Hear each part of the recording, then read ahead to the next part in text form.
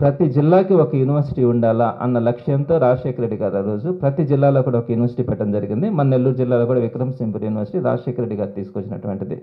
అయితే రెండో పాయింట్కి వచ్చేటప్పటికి సామాజిక వర్గాలు అంటున్నారు. నేను మీకు క్లియర్గా ఒక పేపర్ కూడా ఇస్తాను. ఆ పేపర్ ఒకటి షఫీ గారు ఇవ్వండి. అందరూ కూడా సుమారుగా 20 మంది ఉంటే బీసీ సామాజిక వర్గానికి చెందిన వాళ్ళు 7 మంది దాకా ఉన్నారు. ఎస్సీ సామాజిక వర్గానికి సంబంధించిన వాళ్ళు 5 మంది ఉన్నారు. ఎస్టీ సామాజిక వర్గం, ముస్లిం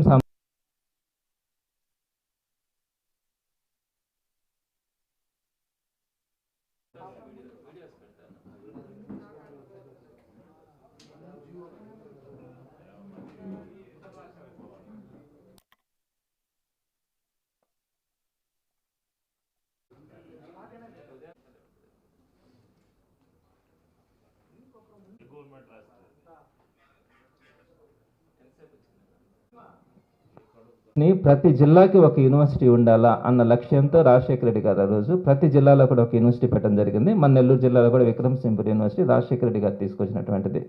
అయితే రెండో పాయింట్కి వచ్చేటప్పటికి సామాజిక వర్గాలు అంటున్నారు. నేను మీకు క్లియర్గా ఒక పేపర్ కూడా ఇస్తాను. ఆ పేపర్ ఒకటి షఫీ గారు ఇవ్వండి. అందరూ కూడా సుమారుగా 20 మంది ఉంటే బీసీ సామాజిక వర్గానికి చెందిన వాళ్ళు 7 మంది దాకా ఉన్నారు. ఎస్సీ సామాజిక వర్గానికి సంబంధించిన వాళ్ళు 5 మంది ఉన్నారు. ఎస్టీ సామాజిక వర్గం, ముస్లిం సామాజిక వర్గం ప్రతి ఒక్కటి కూడా ఇంక్లూడింగ్ నేను సామాజిక వర్గంతో సహా నేను మీకు ఇస్తాను, చూడొచ్చు. జగన్మోహన్ రెడ్డి గారు ఎప్పుడు కూడా చాలా క్లియర్గా ఉంటారు, మనం అందరికీ సమాన న్యాయం చేయాలని. ఎవరైనా కూడా ఎక్కడైనా కూడా మీరు విన్నారా సామాజిక వర్గ అన్ని సామాజిక వర్గాలకి న్యాయం చేయాలని ఏకైక లక్ష్యం కలిగినటువంటి వ్యక్తి జగన్మోహన్ రెడ్డి గారు. నేను మీకు ఈ డేటా కూడా నేను మీకు ఇస్తాను. ఇదే విధంగా మీకు అసలు మనకు హైయర్ ఎడ్యుకేషన్కి సంబంధం లేకుండా ఒక 4 యూనివర్సిటీస్ ఉన్నాయి. హెల్త్ యూనివర్సిటీ, అలానే అగ్రికల్చర్ యూనివర్సిటీ, వెటర్నరీ యూనివర్సిటీ. ఈ యూనివర్సిటీస్ యాక్చువల్గా హైయర్ ఎడ్యుకేషన్ కిందకి లేవు, స్టేట్ రావు.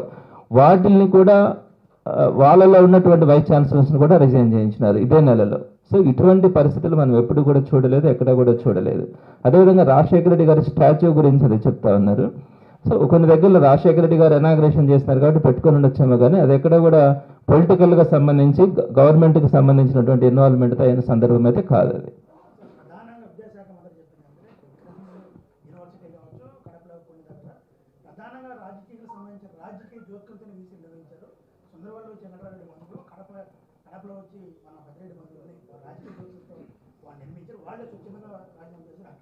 ఇక్కడ ఒకటి చెప్తాను, వాళ్ళకి క్వాలిఫికేషన్ ఉందా లేదా, వాళ్ళు ఎలిజిబుల్లా కాదా అన్నది చూడండి. వాళ్ళు గనక ఎలిజిబుల్ కాదు, వాళ్ళకి ఎలిజిబిలిటీ లేకన్నా కూడా ఇచ్చినారు అని చెప్తే, నేను చంద్రబాబు నాయుడు గారు గవర్నమెంట్ 2014-19 కానీ అంతకుముందు టర్మ్లో కానీ ఎలిజిబిలిటీ లేని వాళ్ళకి కూడా కొంతమందికి ఇచ్చినారు. నేను దాని గురించి మాట్లాడట్లా. ఈ టైంలో ఒకవేళ 1 or 2 మెంబర్స్ వాళ్ళలో ఏదైనా రిలేషన్ ఉంటే ఉండొచ్చు, నేను దాన్ని కాదని చెప్పట్లా. మొత్తం 19 యూనివర్సిటీస్కి వైస్ ఛాన్సలర్స్ని సెలెక్ట్ చేసినప్పుడు ఎక్కడో ఒక దగ్గర బంధుత్వాలు వస్తాయి. సో ఒకరు అలా ఎవరైనా బంధుత్వాలు కలిగిన వాళ్ళు వైస్ ఛాన్సలర్స్గా సెలెక్ట్ అయి ఉండొచ్చు. అయితే మీరు చూడాల్సింది ఇక్కడ ఏంటంటే వారు క్వాలిఫైడా కాదా, వాళ్ళకి ఎలిజిబిలిటీ ఉందా లేదా. హైయెస్ట్ ఎలిజిబిలిటీస్ ఉండే వాళ్ళని సెర్చ్ కమిటీ సెలెక్ట్ చేస్తుంది. సో కాబట్టి మీరు ఆ కోణంలో చూడాలి, కానీ ఎక్కడో వారికి ఒకరికి మొత్తం మీద బంధుత్వం ఉంది, సరే ఒకరికి బంధుత్వం ఉంది, వాళ్ళ దగ్గర చేయిస్తారు. మిగతా 17 మంది మూకుమ్మడిగా రాజీనామాలు చేస్తామంటే మీరు ఎందుకు నిద్రలేలా? ఇది మంచి పద్ధత? ప్రపంచం అంతా కూడా చూసిందిగా. ఈ ఉన్నత విద్యా వ్యవస్థ ఆంధ్ర రాష్ట్రంలో ఎక్కడికి పోతా ఉంది, ఏ విధంగా దారితీస్తూ ఉందని అర్థం చేసుకోలేదా? కాబట్టి ఏదో ఒకటి అలా పేర్లు చెప్పి వారికి ఎలిజిబిలిటీ ఉందా లేదా అని కూడా చూసుకోకుండా మొత్తం వ్యవస్థనంతా కూడా మేము ఇదే విధంగా దారితీస్తామని చెప్తే అది మంచి పద్ధతి కాదని చెప్పి మాత్రం తెలియజేస్తా ఉన్నా.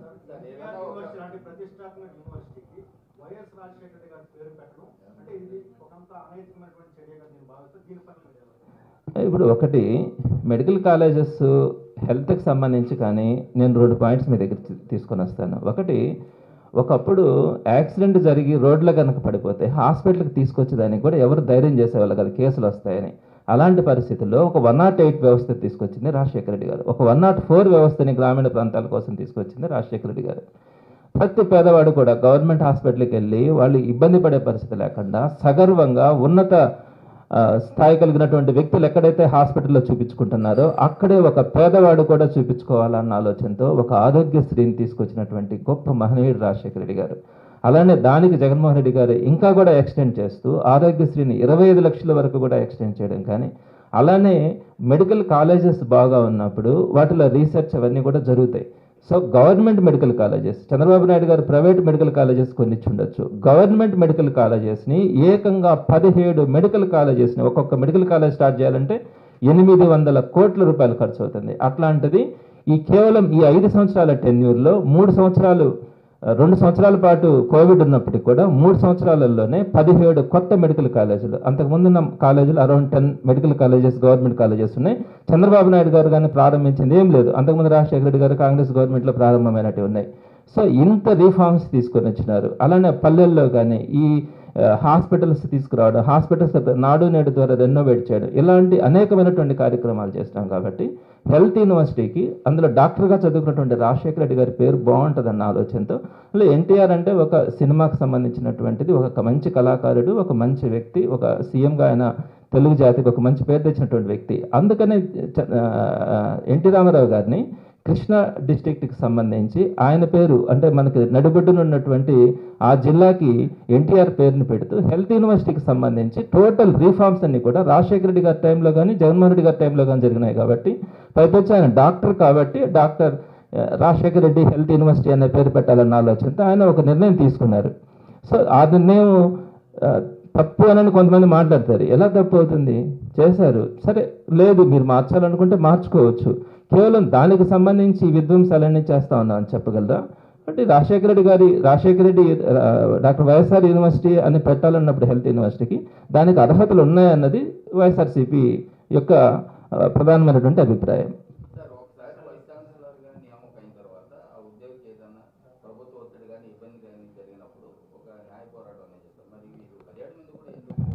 అన్న మీరు ఒకసారి ఆలోచించాలా? ఇప్పుడు నేను పొలిటికల్గా ఉన్నాను, నేను కమిట్మెంట్తో రాజకీయాల్లోకి వచ్చాను. మాకు ఏదైనా ఇబ్బందులు వస్తే మేము ఫైట్ చేస్తాం, ప్రజల కోసం ఉన్నాం కాబట్టి ఫైట్ చేస్తాం. చదువుకున్న వాళ్ళు, గవర్నమెంట్ ఎంప్లాయీస్గా ఉండేవాళ్ళు, ఒక ప్రొఫెసర్స్గా ఉండేవాళ్ళు, ప్రతి ఒక్కరికి కూడా ఒక కళ ఉంటుంది. వైస్ ఛాన్సలర్ కావడం అన్నది ఒక అల్టిమేట్ పొజిషన్ అనమాట. సో ఆ పొజిషన్కి చేరుకోవడానికి వాళ్ళు చాలా కష్టపడి ఉంటారు, సరే అయ్యారు. అయినప్పుడు ఛాంబర్స్లోకి వెళ్ళి, ఇక్కడ మీరు కూడా చూసారు నెల్లూరులో శిలాపలకాలు పేర్లు ఉంటే పగల కొట్టడం కానీ లోపలికి వెళ్ళి గొడవ చేయడం కూడా నెల్లూరులో కూడా చూసాం. సరే ఇలాంటి పరిస్థితుల్లో లోపలికి వెళ్ళి కొడక అని చెప్పి మాట్లాడి నిన్ను నా కొడుకు రక్షిస్తాడు అని మాట్లాడుతూ ఉన్నప్పుడు ధైర్యంగా ఎవరు మాత్రం చేస్తారు? ఏదో ఒక చిన్న అలిగేషన్ పెట్టి తీసుకెళ్లి జైల్లోకి వేస్తే మళ్ళీ వాళ్ళని ఎవరు బయట తీసుకొని వస్తారు? వాళ్ళకున్న పొరవంతా పోదా? ఏదో పద్ధతిగా ఇన్ని సంవత్సరాల పాటు ఒక ప్రొఫెసర్ అనే గౌరవం ఉన్నప్పుడు తీసుకెళ్ళి ఒక చిన్న కారణం మీద ఏదో ఒక ఆరోపణ తీసుకొని వచ్చి జైల్లో కనుక పెట్టగలిగితే వాళ్ళ జీవితాంతం కృషించి చనిపోతారు. సో అలాంటి పరిస్థితులు వాళ్ళు రాకుండా వాళ్ళ ఫ్యామిలీ మెంబర్స్ అందరూ కూడా వాళ్ళని ప్రెషర్ చేసి మనకి ఏం అక్కర్లేదు మీరు రాజీనామా చేసి అంటే కళ్ళ నీళ్ళ పర్యంతం అవుతూ వారందరూ కూడా రాజీనామా చేసి వెళ్ళిపోవడం జరిగింది. కానీ వారందరూ కూడా రోడ్ల మీదకి వచ్చి పోరాటం చేయాలంటే వారు చదువుకున్న వాళ్ళు, వాళ్ళొక సంస్కారం కలిగిన వాళ్ళు కాబట్టి, వాళ్ళు పాఠాలు చెప్పడానికి అలవాటు పడిన వాళ్ళు కాబట్టి వాళ్ళ పరిస్థితి చేయలేక రాజీనామా చేయడం కూడా జరిగింది.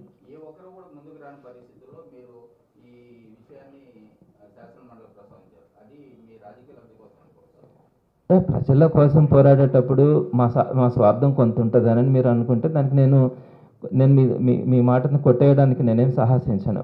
నేను డెఫినెట్గా నేనైతే ఒకటి అనుకుంటాను, ఇదే ఇష్యూని ఎడ్యుకేషన్కి సంబంధించినటువంటి పలు సందర్భాల్లో కూడా నేను ప్రస్తావించినాను. కానీ శాసన మండలిలో ప్రస్తావించినప్పుడు దానికి స్టేట్ లెవెల్ ఎలివేషన్ అన్నది వస్తుంది. సో ఈ సందర్భంగా నేను ఈ ఒక్క పాయింట్ కాదు, ఇంకా మిగతా కొన్ని పాయింట్స్ కూడా నేను మాట్లాడాను. కానీ ఈ పాయింట్కి సంబంధించి వచ్చినప్పుడు దానికి ఉన్నటువంటి సివిఆర్టీ ద్వారా లోకేష్ గారు ఇంటరప్ట్ చేయడం, లోకేష్ గారు అక్కడ గట్టిగా మాట్లాడడం వల్ల దానికి ఒక ఎలివేషన్ వచ్చింది. కానీ ఆయన కనుక ఆ విధంగా చేయకుండా ఉంటే ఇది అన్ని పాయింట్స్లో ఒక పాయింట్కి వెళ్ళిపోయి ఉండేది. సో కాబట్టి దానికి అవతల వాళ్ళు ఇచ్చినటువంటి తీరును బట్టే జరిగింది. మేమైతే ఒకటే చెప్తున్నాం, ఇది ప్రజల్లో ఒక అవేర్నెస్ తీసుకురావాలని. డెఫినెట్గా రాజకీయాలు అయిన తర్వాత ఆలోచనలో ముందుకు వెళ్ళడం అన్నదే కరెక్ట్. అలా చేయకపోతేనే అతను రాజకీయ నాయకుడు కాదని నేను అనుకుంటాను. డెఫినెట్గా ప్రజలకు ఉన్నటువంటి సమస్యలను కానీ దేనైనా కూడా ప్రజల దృష్టికి తీసుకురావడానికి శాసనమండలి సాక్షిగా ప్రయత్నం చేయడం కూడా భవిష్యత్తులో కూడా జరుగుతుంది.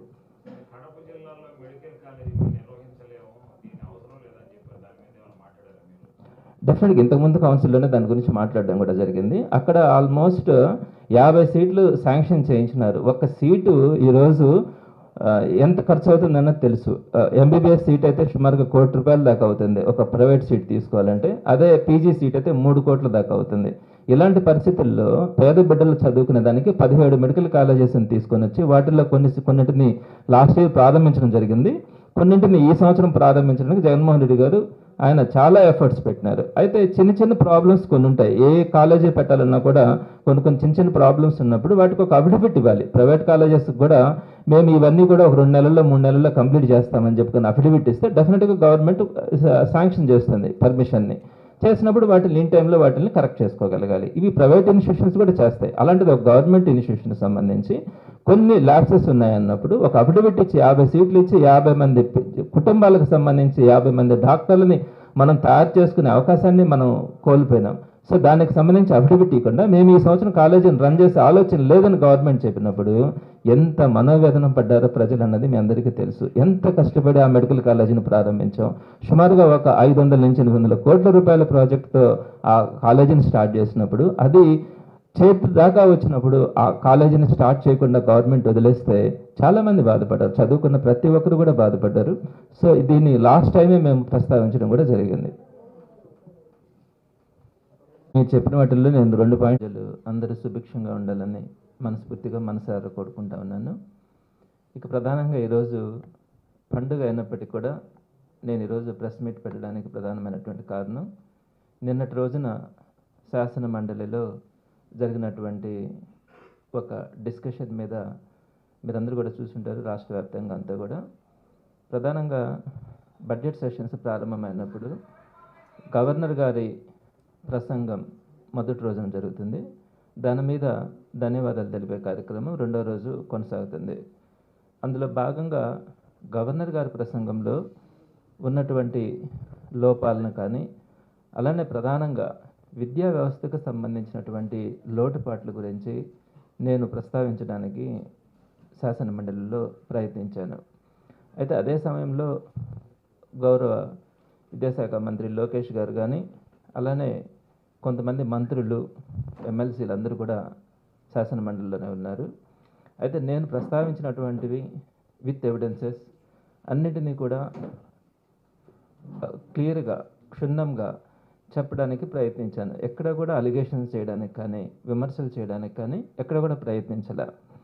అయితే వారు ప్రవర్తించినటువంటి తీరు ఎంత దారుణంగా ఉందంటే అది శాసన మండలి అనేది ఒక రాష్ట్రానికి సంబంధించి ప్రతి ఒక్కరు కూడా గౌరవంగా గర్వంగా ఫీల్ అయ్యేటువంటి ఒక సభ.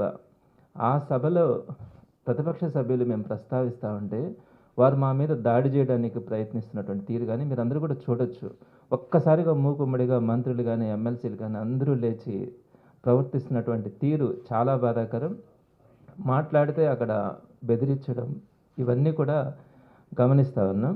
అయితే ఎప్పుడు కూడా ప్రజల పక్షాన ప్రజల కోసం ఏదైతే అనుకున్న సిద్ధాంతాల కోసం పోరాడడానికి వైఎస్ఆర్సీపీ ఎప్పుడు వెనకాడదు. నేను కూడా ఏదైతే నాకున్నటువంటి కమిట్మెంట్ కానీ ప్రజల కోసం అదేవిధంగా టీచర్ ఎమ్మెల్సీగా విద్యా వ్యవస్థ గురించి నేను ఎమ్మెల్సీగా ఎలక్ట్ కావడం కానీ ఈ కోణంలో ఎక్కడ కూడా కాంప్రమైజ్ కాకుండా ఏదైనా కూడా ఉన్నటువంటి అంశాలన్నింటినీ ప్రభుత్వం దృష్టికి తీసుకెళ్ళడం కానీ ప్రజల్ని ఒక అవేర్నెస్ తీసుకొని వచ్చి ప్రజలకు అవగాహన కల్పించడంలో తప్పకుండా ఎప్పుడు కూడా ఆ కమిట్మెంట్తోనే వెళ్తున్నాను కూడా. అయితే ప్రధానంగా నిన్నటి రోజున అనేక వ్యవస్థలు అంటే గడిచిన కొత్త ప్రభుత్వం వచ్చిన తర్వాత అనేక వ్యవస్థలు బలహీనమవుతూ ఉన్నాయి. ఎప్పుడు కూడా వేలు పెట్టనటువంటి వ్యవస్థలన్నింటినీ కూడా ఈరోజు వాటన్నింటిలో కూడా వేలు పెట్టి వాటన్నింటినీ కూడా ఇబ్బందులు పడే పరిస్థితికి తీసుకొని వస్తూ ఉన్నారు. మీకు అందరికీ తెలుసు, హైయర్ ఎడ్యుకేషన్ గురించి అందరికీ తెలుసు. ఉన్నత విద్యా వ్యవస్థ ఏ దేశమైనా కూడా బాగుండాలంటే ఉన్నత విద్య బాగుండాలి. అంటే ఉన్నత విద్య అంటే మీ అందరికీ తెలుసు, డిగ్రీ కానీ BTech, MTech, MSc, MCA, MBA, medicine, pharmacy, law ఇవన్నీ కూడా ఈ హైయర్ ఎడ్యుకేషన్ కిందకు వస్తాయి. ఈ హైయర్ ఎడ్యుకేషన్ సిస్టమ్ ఏ దేశంలో అయితే బాగుంటుందో ఆ దేశానికి ప్రపంచ దేశాల్లో ఒక గౌరవం గుర్తింపు ఉంటుంది. అందుకనే వీటన్నింటినీ కూడా మ్యాక్సిమం యూజీసీ అన్నిటిని కూడా మానిటర్ చేస్తూ ఉంటుంది. సెంట్రల్ గవర్నమెంట్ దీంట్లో కూడా ఇన్వాల్వ్మెంట్ అవుతూ ఉంటుంది. వీటన్నిటికీ యూనివర్సిటీస్కి సంబంధించి ప్రధానంగా రాష్ట్రంలో ఉండేటువంటి యూనివర్సిటీస్ అన్నిటికీ కూడా ఛాన్సలర్గా రాష్ట్ర గవర్నర్ ఉంటారు. ఒక అత్యున్నతమైన స్థాయి కలిగినటువంటి వ్యక్తి ఉంటారు. ప్రతి యూనివర్సిటీ కూడా వైస్ ఛాన్సలర్లను నియమిస్తారు. వైస్ ఛాన్సలర్ అన్నది 3 సంవత్సరాల కోసం ఈ వైస్ ఛాన్సలర్ నియామకం అన్నది జరుగుతుంది. ఈ వైస్ ఛాన్సలర్ నియామకం కూడా ఒక పకడ్బందీగా ఒక సెర్చ్ కమిటీని వేసి అప్లై చేసుకున్న వాళ్ళందరిలో గల మెరిట్స్ అవన్నీ కూడా చూసి ఆ సెర్చ్ కమిటీ చేసినటువంటి రికమెండేషన్ ప్రకారం ఈ వైస్ ఛాన్సలర్ నియామకం జరుగుతుంది. మీ అందరికీ తెలిసే ఉంటుంది, వైస్ ఛాన్సలర్ అన్నది ఒక క్యాబినెట్ హోదా.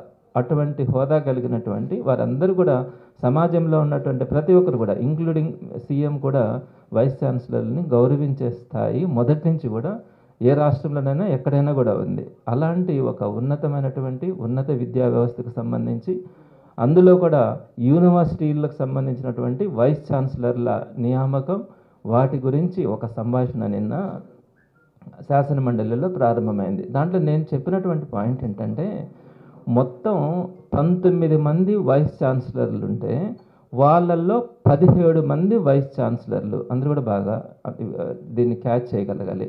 19 మంది వైస్ ఛాన్సలర్లు ఉంటే 17 మంది వైస్ ఛాన్సలర్లు కొత్త ప్రభుత్వం జూన్లో వస్తే జూన్ నెలాఖరు కల్లా 17 మంది వైస్ ఛాన్సలర్లు మూకుమ్మడిగా రాజీనామాలు చేశారు.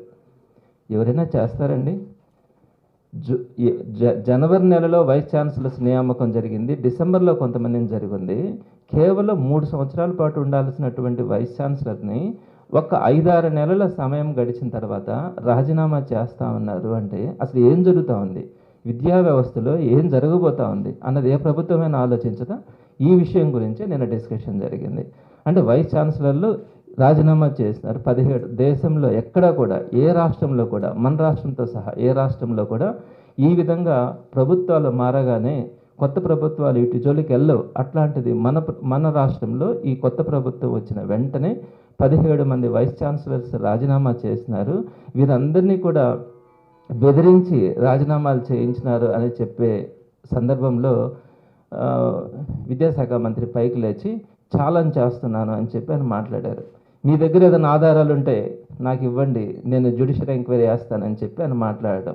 ఆయన మాట్లాడుతున్నప్పుడు మిగతా మంత్రులు కానీ ఎమ్మెల్సీలు కానీ అంతా కూడా మూకుమ్మడిగా దాడి చేయడానికి వారు ప్రవర్తించినటువంటి తీరు కూడా అందరూ కూడా చూస్తూ ఉంటారు. మేము మాట్లాడబోతా అంటే మా దగ్గర ఆధారాలు ఉన్నాయి, మేము చూపిస్తామంటే మా మైకులు కట్ చేయడం, మమ్మల్ని చూపించకపోవడం, మేము చెప్పేది వినకపోవడం, అప్పటికి ప్రయత్నించి కొంతైనా చూపించగలుగుతా ఉన్నా కూడా వారు అడుగునా కూడా అడ్డుకోవడం, దాడి చేయడం కూడా జరుగుతూ ఉంది. దీనికి సంబంధించినటువంటి ఎవిడెన్సెస్ నేను మీ ద్వారా ఆంధ్ర రాష్ట్ర ప్రజలందరికీ కూడా ఇవ్వాలనుకుంటా ఉన్నాను.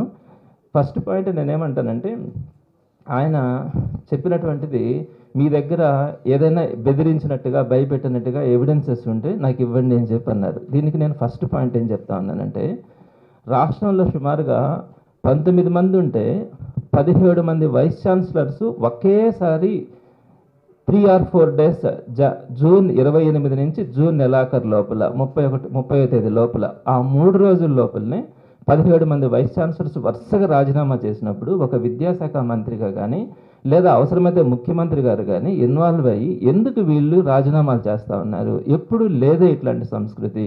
యూనివర్సిటీ వైస్ ఛాన్సలర్లు అంటే రాష్ట్రానికి కానీ సమాజానికి కానీ ఒక గౌరవం ఉంటుంది. అలాంటిది ఇంతమంది మూకుమ్మడిగా చేస్తూ ఉన్నారంటే ఏం జరుగుతూ ఉంది తెలుసుకొని ఒక ఎంక్వైరీ వేయాల్సిన అవసరం లేదా? సరే, మీకు తెలుసు కాబట్టి మీరు ఎంక్వైరీ వేయాల, ఏం జరిగింది? నేను దాని గురించి మీకు వివరాలన్నీ కూడా చెప్తాను. ఈ 17 మంది రాజీనామాలు చేశారు కదా, ఈ 17 మంది రాజీనామాలు ఏ విధంగా చేసినారు మీ అందరూ కూడా చూసుంటారు. ఈ రాజీనామాలని ఒకటి ఎగ్జాంపుల్గా నేను చెప్తా ఉన్నాను. ఏమని రాశారు ఆ రాజీనామాలలో? First point, with reference to above as per oral directions of the chairman AP State Council of Higher Education Tadepalli and the government of AP, I hereby submit my resignation as vice chancellor అని రాశారు. అంటే government ఇచ్చినటువంటి ఆదేశాలు, అలానే AP State Council Higher Education chairman ఇచ్చినటువంటి oral instructions ద్వారా నేను రాజీనామా చేస్తా ఉన్నాను అని చెప్పి వైస్ ఛాన్సలర్స్ రాజీనామాలు పంపిస్తే ఈ మొట్టమొదటి పదం చదివినప్పుడు మీకు బాధ అనిపించలేదా? వాళ్ళు వైస్ ఛాన్సలర్స్గా ఉన్నారు, వారిని మనం డిస్టర్బ్ చేయకూడదు అనే అంశం మీకు అర్థం కాలేదా? స్పష్టంగా ఇక్కడ ఉందే, గవర్నమెంట్ ఇన్స్ట్రక్షన్స్ ప్రకారం chairman AP State Council Higher education యొక్క ఓరల్ ఇన్స్ట్రక్షన్స్ ప్రకారం నేను రాజీనామా చేసినానని మీకు పంపించినప్పుడు ఈ రాజీనామాలు మీ దగ్గర ఉన్నప్పుడు మీకు కనపడలేదా? ఆ రాజీనామాల్లో ఈ విధంగా మనం బెదిరించినట్టుగా స్పష్టంగా ఇక్కడ కనపడతా ఉంది. మరి ఈ రాజీనామాలను యాక్సెప్ట్ చేసి మనం ఇంకొక వైస్ ఛాన్సలర్ని వేయాలా అంటే ఇది తప్పుడు సంకేతాలు వెళ్తాయి సమాజానికి. ఒక ఆంధ్ర రాష్ట్రమే కాదు, భారతదేశమే కాదు, ప్రపంచ దేశాలన్నీ కూడా చూస్తే ఇటువంటి సందర్భాలనని మీకు ఆలోచనకు రాలేదా? అప్పుడు మీకు అనిపించలేదా ఎంక్వైరీలు వేయాలని? సరే, ఇది కూడా తీసేస్తాం. ప్రతి పేపర్లో కూడా మీరు అనుకోవచ్చు కొన్ని పత్రికల్లో వస్తుందని, ఇంగ్లీష్ పత్రికల్లో సహా టైమ్స్ ఆఫ్ ఇండియాలో కూడా వేశారు. ఈ విధంగా గొడవలు చేస్తూ ఉన్నారు, గందరగోళం జరుగుతూ ఉన్నాయని, వీసీలు రాజీనామా చేయాలా, ఇవన్నీ కూడా ఇంగ్లీష్ పత్రికల్లో పరువులు వీసీలు రాజీనామా, ఇట్లా ఇంకా మీరు ఎందుకు రాజీనామా చేయలేదు, ఇలాంటి గొడవలు చేయడం, గందరగోళం చేయడం, వీటన్నిటిని కూడా మనం చూసాం. ఆ రోజుల్లో చూసాము, వీడియోస్ చూసాము, వీటన్ని చూసాం. ఇవన్నీ చూసి కూడా మీకు వీటి మీద ఏదో జరుగుతూ ఉంది, ప్రభుత్వం బెదిరిస్తుంది అని అనేది మీకు ఎందుకు అర్థం కాలేదు? ఎందుకంటే చేయించింది మీరే కాబట్టి. నేను ఇంకొక విషయం కూడా చెప్తా ఉన్నాను. నేను చెప్పాను కదా మీకు 17 మంది వైస్ ఛాన్సలర్స్ రాజీనామా చేశారని. ఫర్ ఎగ్జాంపుల్ తీసుకుంటే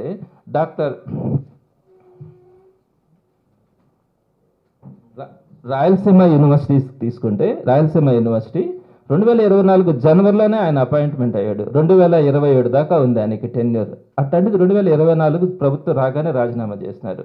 జవహర్లాల్ నెహ్రూ జేఎన్టీయు ఆయన అంతే సేమ్. అయితే ఈ 17 మంది యూనివర్సిటీస్ రిజైన్ చేసేటప్పుడు 2 వైస్ ఛాన్సలర్లు మాత్రమే రిజైన్ చేయాల. నేను దాన్ని కూడా మీకు స్పష్టం చేయదలుచుకున్నా. 2 వైస్ ఛాన్సలర్లు మాత్రమే రాజీనామా చేయాల. అందులో ఒక వైస్ ఛాన్సలర్ వారి సామాజిక వర్గానికి అని చెప్పి చేయించాల. ఇంకొక వైస్ ఛాన్సలర్ ఒక మంత్రి అచ్చెన్నాయుడు గారికి స్నేహితుడికి సంబంధించినటువంటి వారు కాబట్టి ఇంకొక వైస్ ఛాన్సలర్ దగ్గర రాజీనామా చేయించాల. మిగతా 17 మంది దగ్గర రాజీనామాలు చేయించినారు. దీనికి సంబంధించి రాజీనామా పత్రాలలో మీకు కనపరిచినటువంటిది చూశారు, పేపర్ కటింగ్స్ని చూశారు. ఇకపోతే మూడవది వీడియోస్. ఎంత భయంకరమైన వీడియోస్ అంటే, నేను ఒక 2 వీడియోస్ని మీకు చూపిస్తాను ఒక నిమిషం పాటు. ఎలా మాట్లాడారంటే, వెళ్ళి తెలుగుదేశం పార్టీకి సంబంధించినటువంటి వ్యక్తులు వైస్ ఛాన్సలర్ ఛాంబర్స్లోకి వెళ్ళి, పవిత్రమైనటువంటి యూనివర్సిటీ వైస్ ఛాన్సలర్ ఛాంబర్స్లోకి వెళ్ళి, నా కొడక నిన్ను నా కొడుకు కాపాడుతాడో చూస్తాం, రాజీనామా చెయ్యి అని చెప్పి పేపర్లు ఎదురుగా పెట్టి రాజీనామాలు చేయించారు. నేను ఆ వీడియోస్ని నేను మీకు చూపిస్తాను. ఇంతకంటే ఇంకా ఏ విధమైనటువంటి ఆధారాలు కావాలా?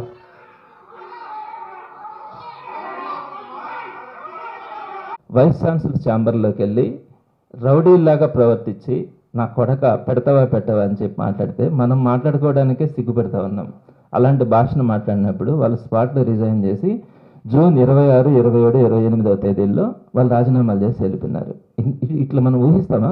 ఆంధ్ర రాష్ట్రంలో ఒక యూనివర్సిటీ వైస్ ఛాన్సలర్స్ దగ్గరికి వెళ్ళి ఈ విధంగా బెదిరించి కొడతామని చెప్పి సెల్ ఫోన్లు ఉంటే వాటిని తీసుకొని పగలగొట్టి మీరు చూస్తారు ఇప్పుడు దాని అన్నింటిలో కూడా. సో మరి ఇటువంటి పరిస్థితులు మనము కళ్ళ ముందు కనపడతా ఉంటే, ఎన్నో దారుణమైనటువంటి విషయాలు కనపడతా ఉంటే, వీటి గురించి శాసన మండలిలో ప్రస్తావించి ఇలాంటి ఇది గౌరవం కాదు, ఆంధ్ర రాష్ట్రంకే కాదు సమాజంలో ప్రపంచంలో కూడా మన ప్రతిష్టని ఇబ్బంది పెడతాయనే అంశాన్ని మనము చెప్పడానికి ప్రయత్నించినప్పుడు వారు ఎదురుదాడి చేయడం, మీ దగ్గర ఆధారాలు ఉంటే ఇవ్వండి, జ్యుడిషియల్ ఎంక్వైరీ వేస్తామన్నారు. ఇప్పుడు నేను చెప్తా ఉన్నాను, మీకు ఇచ్చినటువంటి రాజీనామా పత్రాలలో స్పష్టంగా ఉంది మీరు ఇచ్చినటువంటి ఇన్స్ట్రక్షన్స్ వల్ల, మీరు ఇచ్చినటువంటి డైరెక్షన్స్ వల్ల చేయాల్సి వస్తూ ఉంది అని చెప్పి చెప్పడం జరిగింది. రెండో పాయింట్, పేపర్ కటింగ్స్ ఉన్నాయి. ఇంగ్లీష్ పేపర్ కటింగ్స్తో సహా నేను మీకు ఇవ్వడం జరుగుతూ ఉంది. అదేవిధంగా మొత్తం 19 మంది యూనివర్సిటీస్ వైస్ ఛాన్సలర్స్లో 17 మంది వారికి ఇంకా 3 సంవత్సరాల సమయం ఉన్నా కూడా మీరు వచ్చినటువంటి జూన్ నెలలోనే అందరూ కూడా మూకుమ్మడిగా రాజీనామాలు చేసినటువంటి డేట్స్ కానీ వాటికి సంబంధించినటువంటి జీవోలు కానీ అన్నింటినీ కూడా మీకు ఎంక్లోజ్ చేస్తూ ఉన్నాం. అలానే యూనివర్సిటీ వైస్ ఛాన్సలర్స్కి సంబంధించి ఏ విధంగానైతే గొడవలు చేసినారో వీడియోస్ ఉన్నాయో ఈ వీడియోస్ అన్నింటినీ కూడా సబ్మిట్ చేయడం జరుగుతుంది. వీటన్నింటినీ కూడా రేపు సోమవారం రోజున లోకేష్ గారికి ఆయన చెప్పినారు, తప్పకుండా ఆ రోజు ఇవ్వడం జరుగుతుంది. నేను ఈ సందర్భంగా డిమాండ్ చేస్తాను వైఎస్ఆర్సీపీ నుంచి. సో మీకు అడిగారు జ్యుడిషియరీ ఎంక్వైరీ నేను వేస్తాను అని చెప్పి శాసన మండలి సాక్షిగా చెప్పారు.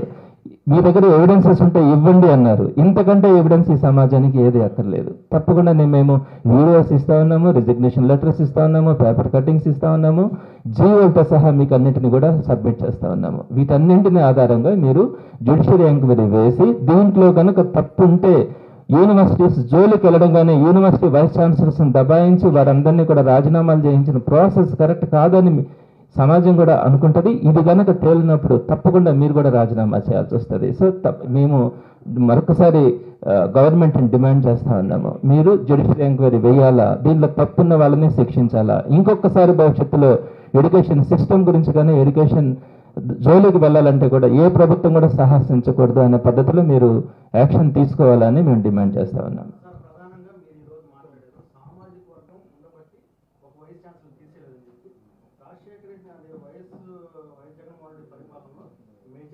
ఒకే సామాజిక వర్గానికి సంబంధించిన ఒకే రిలీజన్కి సంబంధించిన ఎక్కువ మంది మెజారిటీ బీసీలు ఈరోజు వైస్ ఛాన్సలర్ ఉన్నారు. అలాగే యూనివర్సిటీలో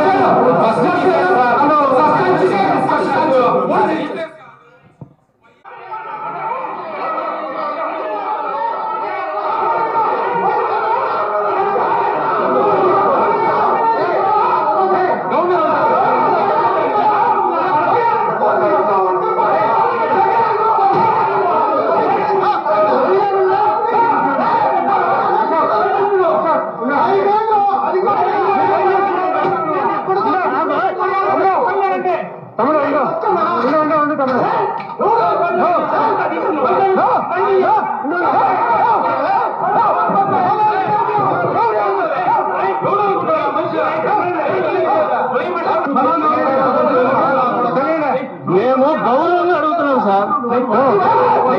గ్రామ